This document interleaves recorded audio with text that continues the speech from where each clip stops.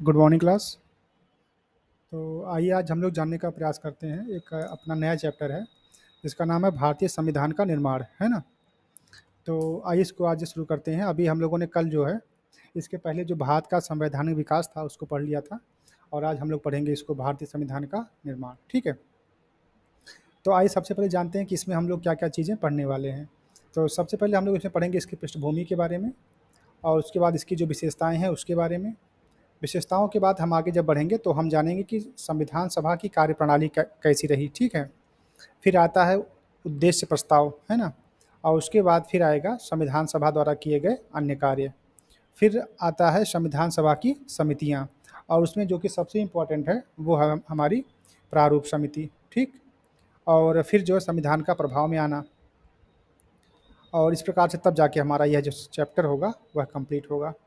तो आइए सबसे पहले देखते हैं इसकी पृष्ठभूमि। तो इसकी पृष्ठभूमि में जो सबसे पहली बात ये पॉइंट नंबर 1 में देखिए लिखा हुआ है कि संविधान सभा के गठन का विचार सबसे पहले एम एन राय साहब ने 1934 में दिया, ठीक है। सबसे पहले हमारे देश में जब संविधान सभा होनी चाहिए इस बात का जो विचार है वो जो है सबसे पहले किसने दिया था, एम एन राय साहब ने दिया था। और वो समय कौन सा था, 1934। दूसरी बात हम करते हैं तो एम एन राय साहब जो है वह वामपंथी आंदोलन के प्रखर नेता थे और आमूल परिवर्तनकारी प्रजातंत्र के पैरोकार थे, ठीक। चलिए दूसरी बात ये कि तीसरी बात 1935 में कांग्रेस ने पहली बार आधिकारिक रूप से संविधान सभा के गठन की मांग की थी। अब देखिए यहाँ पर जो पॉइंट आपका लिखा है पॉइंट नंबर 3 यह भी इंपॉर्टेंट है और जो पॉइंट नंबर 1 है वह भी इंपॉर्टेंट है। पॉइंट नंबर 3 में क्या कह रहा है कि 1935 में कांग्रेस ने पहली बार आधिकारिक रूप से, देख रहे हैं, आधिकारिक रूप से संविधान सभा के गठन की मांग की थी, ठीक। और जो सबसे पहले विचार किसने दिया था तो वो दिया था एम एन राय साहब ने, ठीक। चलिए पॉइंट नंबर 4 की बात करते हैं। तो ये जो है 1938 में कांग्रेस की ओर से जवाहरलाल नेहरू ने घोषणा की कि स्वतंत्र भारत के संविधान का निर्माण वयस्क मताधिकार के आधार पर चुनी गई संविधान सभा द्वारा किया जाए, इसमें कोई बाहरी हस्तक्षेप ना किया जाए, ठीक है ना। जैसा कि उनकी मंशा थी अंग्रेजों की कि उनके माध्यम से चुनाव किया जाए, ठीक है। लेकिन पंडित जवाहरलाल नेहरू साहब ने कहा कि नहीं, हम अपना चुनाव अपने माध्यम से खुद करवाएंगे और इसमें जो है जो वयस्क मताधिकार है उसका प्रयोग करते हुए हम अपनी संविधान सभा द्वारा इसको जो है आगे बढ़ाएंगे, ठीक। बात करते हैं पॉइंट नंबर 5 की। तो पॉइंट नंबर 5 कह रहा है कि नेहरू की इस मांग को अंततः ब्रिटिश सरकार ने सैद्धांतिक रूप में स्वीकार कर लिया और इसे 1940 के अगस्त प्रस्ताव के नाम से भी जाना गया, ठीक है। अब एक बात जो सबसे इंपॉर्टेंट है और वो कई बार एग्जाम में पूछी गई है वो पॉइंट नंबर 6 है। इसमें क्या, सॉरी, इसमें क्या है कि संविधान का सभा का गठन कब हुआ। तो कैबिनेट मिशन योजना द्वारा सुझाए गए प्रस्तावों के अनुसार 6 दिसंबर 1946 और ये जो आंकड़ा है ये पीआईबी के अनुसार है, ठीक है।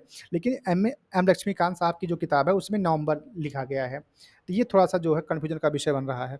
लेकिन अगर पीआईबी में कोई बात लिखी है तो उसको भी सही माना जाता है, ठीक है, क्योंकि ये सरकार का ऑथेंटिक डेटा यहाँ से आपको मिल जाता है। तो पीआईबी के अनुसार जो कैबिनेट मिशन के द्वारा जो सुझाया गया प्रस्ताव था उसके तहत संविधान सभा का जो गठन हुआ है वो कब हुआ है, 6 दिसंबर 1946 को हुआ है, ठीक। ये तो हो गई आपके इसकी पृष्ठभूमि के बाद। अब हम बात करते हैं इसकी विशेषताओं की, है ना। पहली बात यह है कि कैबिनेट मिशन के अनुसार प्रत्येक प्रांत की सीटों को 3 प्रमुख समुदायों में, पहला कौन सा, मुस्लिम, सिख और सामान्य में उनकी जनसंख्या के अनुपात में बांटा जाना था, ठीक है। जो संविधान सभा का गठन किया गया उसकी जो विशेषताएं हैं उसमें जो जो सबसे पहला पॉइंट है वो यही है कि कैबिनेट मिशन के अनुसार प्रत्येक प्रांत की सीटों को 3 प्रमुख समुदायों में, एक मुसलमान में, दूसरा सिख में व सामान्य में, उनकी जनसंख्या के अनुपात में बांटा गया, ठीक। दूसरी बात ये कि प्रत्येक समुदाय के प्रतिनिधियों का चुनाव प्रांतीय असेंबली या प्रांतीय विधानसभा के उस समुदाय के सदस्यों द्वारा किया जाना था और एकल संक्रमणीय के माध्यम से समानुपातिक प्रतिनिधित्व तरीके से मतदान किया जाना था, ठीक। अभी इसको थोड़ा सा और आगे हम देखते हैं डिटेल में कि जो हमारे देसी रियासतें थी, देसी रियासतों के प्रतिनिधियों का चयन रियासतों के प्रमुखों द्वारा किया जाना था, ठीक है। यहाँ जो है, जो हमारी जो देसी रियासतें हैं, इनके जो प्रतिनिधियों का चयन है, वो जो रियासत के प्रमुख हैं, वही खुद से कर लेंगे। ठीक है? इस प्रकार से व्यवस्था बनाई जा रही थी। अतः स्पष्ट था कि संविधान सभा आंशिक रूप से चुनी हुई और आंशिक रूप से नामांकित निकाय थी। पूर्णतः नहीं, आंशिक रूप से चुनी हुई और आंशिक रूप से नामांकित निकाय थी। इसके अलावा सदस्यों का चयन अप्रत्यक्ष रूप से प्रांतीय व्यवस्थापिका के सदस्यों द्वारा किया जाना था। ठीक है? जिसका चुनाव एक समिति एक सीमित मताधिकार के आधार पर किया गया था। संविधान सभा के प्रत्येक समुदाय, हिंदू, मुस्लिम, सिख, पारसी, आंग्ल भारतीय, ईसाई, एससी एसटी तथा महिलाओं को भी प्रतिनिधियों के रूप में प्रतिनिधित्व का मौका मिला हुआ था। ठीक है? ये होगी बात इसकी विशेषता की। आगे हम लोग देखते हैं संविधान सभा की कार्यप्रणाली कैसी रही। अब देखो, यहाँ से जो आपका सवाल बनता है एग्जाम में, वो ये है कि संविधान सभा की पहली बैठक कब की गई है। तो 6 दिसंबर को उसका गठन ही होता है, और 9 तारीख को जो है 9 दिसंबर 1946 को क्या किया जाता है, उसकी पहली बैठक कर दी जाती है। ठीक? तो ये सवाल जो कई बार एग्जाम में पूछा गया है कि संविधान सभा की जो पहली बैठक थी वो कब होती है। तो वो होती है आपकी 9 दिसंबर 1946 को। दूसरी बात यह है कि मुस्लिम लीग ने बैठक का बहिष्कार किया और अलग पाकिस्तान की मांग पर बल दे दिया। तीसरी बात यह कि इसलिए बैठक में केवल 211 सदस्यों ने हिस्सा लिया। ठीक है? और चौथी बात यह कि अस्थायी जो इसके अध्यक्ष बनाए गए, वो किसको चुना गया, डॉक्टर सच्चिदानंद सिन्हा साहब को। और उसी के बाद एक सवाल जो कि कई बार पूछा गया है कि 11 दिसंबर 1946 को डॉक्टर राजेंद्र प्रसाद को संविधान सभा का अस्थायी अध्यक्ष, ये देख रहे हैं, अस्थायी अध्यक्ष चुना गया तथा एच.सी. मुखर्जी साहब को उपाध्यक्ष चुन लिया गया है ना। और साथ ही में जो है बी.एन. राय साहब को संवैधानिक सलाहकार के रूप में नियुक्ति दी गई। यह भी कई बार एग्जाम में पूछा गया है, और ये तीनों बातें एग्जाम में पूछी गई हैं कि अध्यक्ष किसको बनाया गया था, उपाध्यक्ष किसको बनाया गया था, और संवैधानिक सलाहकार किसको बनाया गया था। ठीक है? ये तीनों बातें जो इसको आप लोग ध्यान में रखिएगा। और इसका जो डेट है, जो संविधान सभा के गठन की है, वो आपका 6 दिसंबर है। फिर पहली बैठक 9 दिसंबर को, है ना। और जो इसके अध्यक्ष जो अस्थाई बनाए गए, वो है आपका 11 दिसंबर को। ठीक है? तो इस प्रकार से जो आपकी ये कार्यप्रणाली के बारे में कुछ बातें हुई। अब हम बात करते हैं इसके उद्देश्य प्रस्ताव की। उद्देश्य प्रस्ताव में क्या बातें कही गई भाई? चलिए, अब देखिए 11 के बाद 13 दिसंबर की डेट आती है। उस दिन कुछ बातें होती हैं कि 13 दिसंबर 1946 को पंडित नेहरू ने सभा में ऐतिहासिक उद्देश्य प्रस्ताव पेश किया। इसमें संवैधानिक संरचना के ढांचे एवं दर्शन की झलक होती है। मतलब उन्होंने एक ऐसा खाका संविधान सभा के सामने प्रस्तुत किया कि जो है आपका संविधान बनने के लायक था। ठीक है? वही बात यहाँ पे कही जा रही है कि इसमें जो है संवैधानिक संरचना के ढांचे एवं दर्शन इसकी की जो है झलक मिलती है। दूसरी बात यह है कि इसमें कहा गया है कि संविधान सभा भारत को एक स्वतंत्र संप्रभु गणराज्य घोषित करती है तथा अपने भविष्य के प्रशासन को चलाने के लिए संविधान के निर्माण की घोषणा करती है। ठीक? बात तीसरी करते हैं, तो इसमें कहा गया कि ब्रिटिश भारत में शामिल सभी क्षेत्र, भारतीय राज्यों में शामिल सभी क्षेत्र तथा भारत के बाहर के इस प्रकार के सभी क्षेत्र तथा वे अन्य क्षेत्र जो इसमें शामिल होना चाहते थे, भारतीय संघों का हिस्सा होंगे। ठीक है? और उक्त वर्णित सभी क्षेत्रों तथा उनकी सीमाओं का निर्धारण संविधान द्वारा किया जाएगा तथा इसके उपरांत नियमों के अनुसार यदि वे चाहेंगे तो उनकी अवशिष्ट शक्तियां उनमें निहित कर दी जाएंगी या होंगी तथा प्रशासन के संचालन के लिए भी वे शक्तियां केवल उनको छोड़ करके जो संघ में निहित होंगी, इन राज्यों को प्राप्त होंगी। मतलब देखिए, कुछ शक्तियां तो आपको संविधान से मिलेंगी, इसके अलावा अगर कुछ शक्तियां आप खुद से अपने पास रखना चाहते हैं तो वह भी आपके पास सुरक्षित रहेंगी। यही बात कही जा रही है। ठीक है? बात करते हैं पॉइंट नंबर 4 की। इसमें कहा जा रहा है कि संप्रभु स्वतंत्र भारत की सभी शक्तियां एवं प्राधिकार इसके अभिन्न अंग तथा तथा सरकार के अंग सभी का स्रोत भारत की जनता होगी। अब देखिए, यहाँ से सवाल कई बार पूछा गया है कि संविधान का स्रोत कौन है। तो संविधान का स्रोत कौन है? वो भारत की जनता है। ठीक है। ये यूपीएससी तक की ये बात पूछी गई है कि संविधान का स्रोत कौन था। उसका जो चौथा ऑप्शन था वो था भारत की जनता, ठीक है ना। तो वही बात देखो यहाँ पे घुमा के लिखा गया है कि संप्रभु स्वतंत्र भारत की सभी शक्तियां एवं प्राधिकार, इसके अभिन्न अंग तथा सरकार के अंग सभी का स्रोत, देखो कह रहा है ना, सभी का स्रोत भारत की जनता होगी, ठीक। इस बात को ना भूलिएगा, और ये बहुत ही इंपॉर्टेंट सवाल है, और लगभग लगभग हर एग्जाम में, जब भी अच्छी एग्जाम में आते हैं होते हैं, तब ये सवाल आ ही जाता है। बात करते हैं पॉइंट नंबर 5 की। इसमें कहा जा रहा है कि इस प्रस्ताव को 22 जनवरी 1947 को सर्वमान्य रूप से स्वीकार किया गया, और इस प्रस्ताव के स्वरूप व प्रस्तावना के निर्माण में इसकी भूमिका अदा की गई, ठीक। चलिए, अब हम अगली बात करते हैं कि संविधान सभा द्वारा किए गए कार्य। अब संविधान सभा ने किस किस को किस किस डेट में अपनाया, ये इस बात की चर्चा हम लोग यहाँ पे करने वाले हैं। सबसे पहली बात ये कि ये कब अपनाया गया, और दूसरी बात ये कि ये जो है कब, सॉरी, पहला ये है कि कब अपनाया गया, और दूसरा क्या क्या अपनाया गया।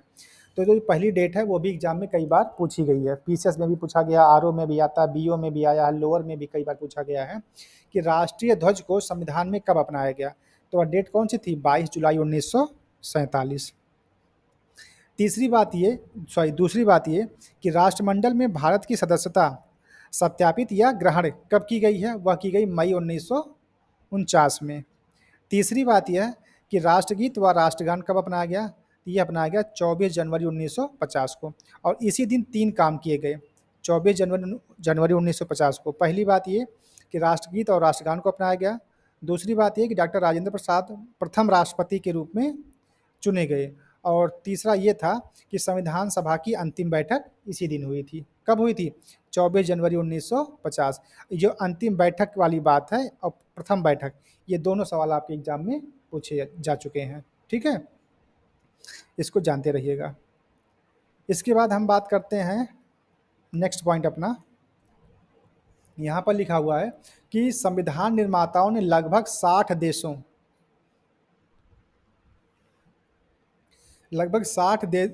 देशों के संविधानों का क्या किया, अवलोकन किया, मतलब उसको देखा समझा, ठीक है, और इसके प्रारूप पर 114 दिनों तक विचार किया, ठीक।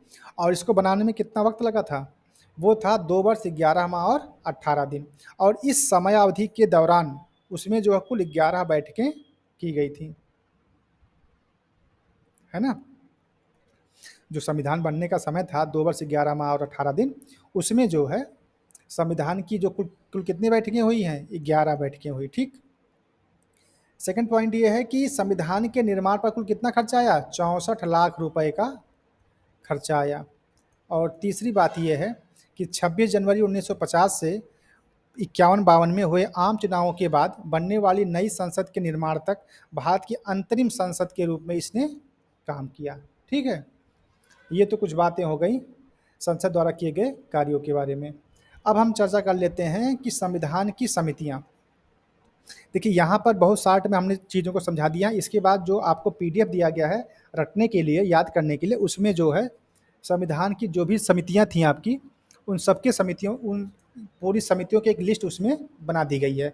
इधर समिति का नाम लिख दिया गया, और इधर जो है उसमें शामिल होने वाले व्यक्तियों के नाम लिख दिए गए हैं, ठीक। चलिए, ये हो गया। तो आइए इसको हम यहाँ पे देख लेते हैं कि संविधान सभा में 2 समितियाँ बनी, एक थी बड़ी समिति और दूसरी थी छोटी समिति। बड़ी समितियों के अंतर्गत 8 समितियाँ बनाई गई, और छोटी समितियों के अंतर्गत 15 समितियाँ बनाई गई, ठीक। अब इसमें जो सबसे इम्पोर्टेंट है वो है आपकी प्रारूप समिति। अब देखिए, प्रारूप समिति का एक नाम और भी है, उसे क्या कहते हैं, मसौदा समिति, मसौदा, है ना, समिति।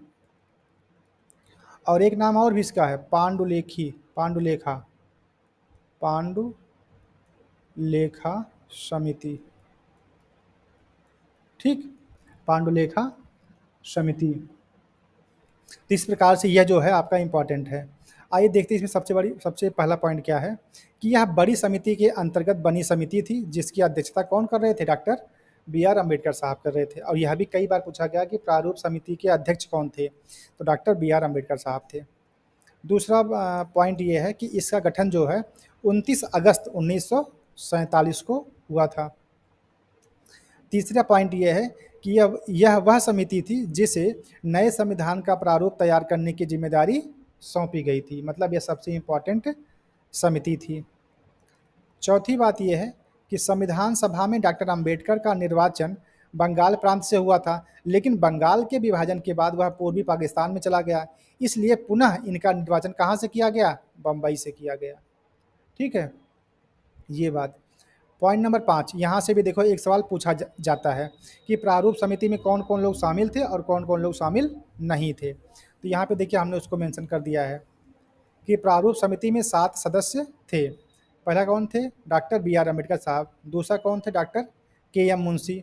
तीसरे पे थे डॉक्टर एन माधव राव, है ना। और ये जो साहब हैं वो बी एल मित्रा साहब की जगह पे शामिल हुए थे और जिन्होंने अपने स्वास्थ्य कारणों से त्यागपत्र दे दिया था।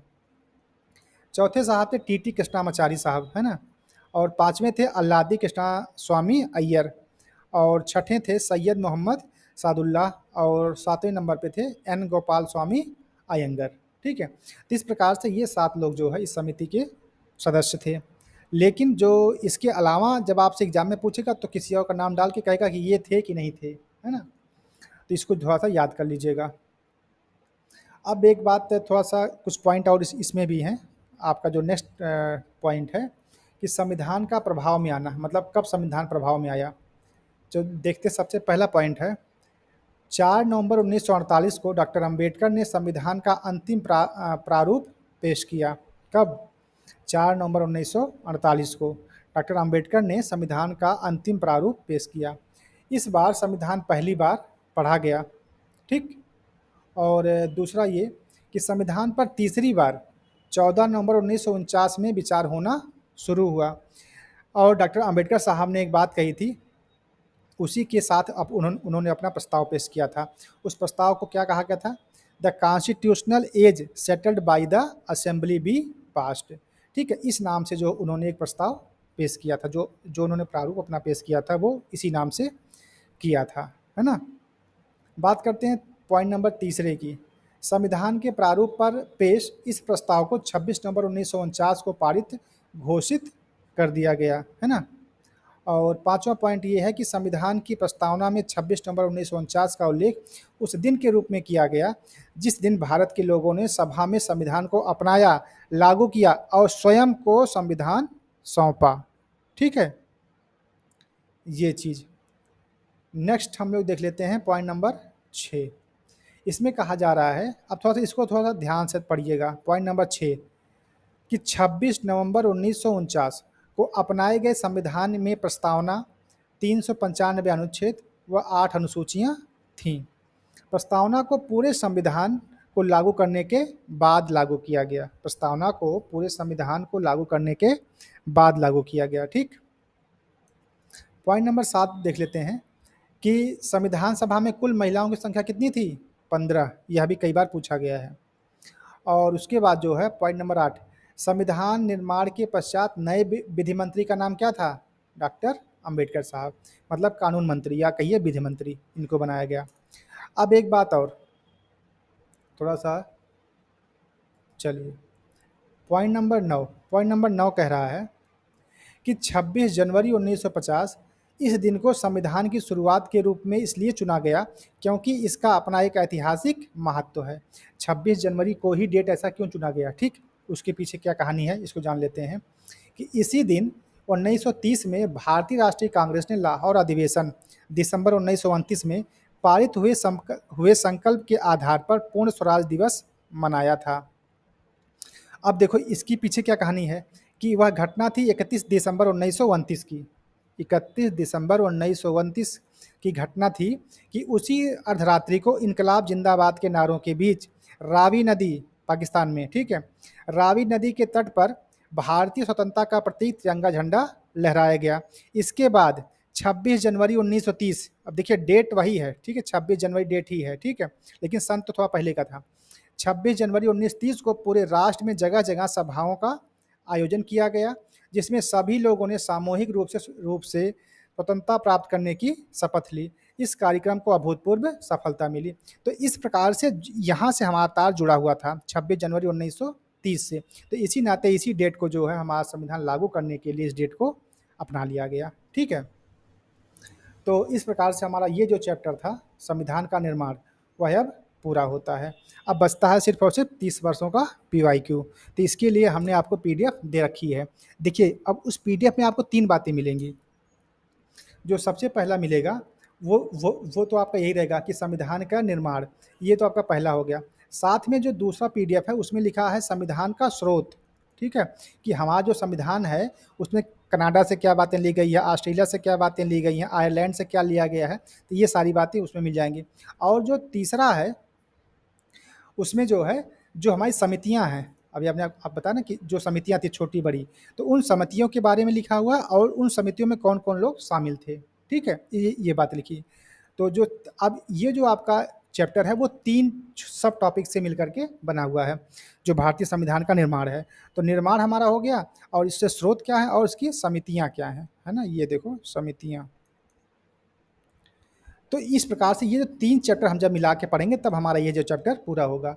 तो जो आपको पीडीएफ दी गई है उस पीडीएफ में जो है सारे सवाल इसके पीवाईक्यू 3 पार्ट में आपको दिए गए हैं। एक तो आपका निर्माण के रूप में दिया गया है, दूसरा स्रोत के रूप में और तीसरा समितियों के रूप में।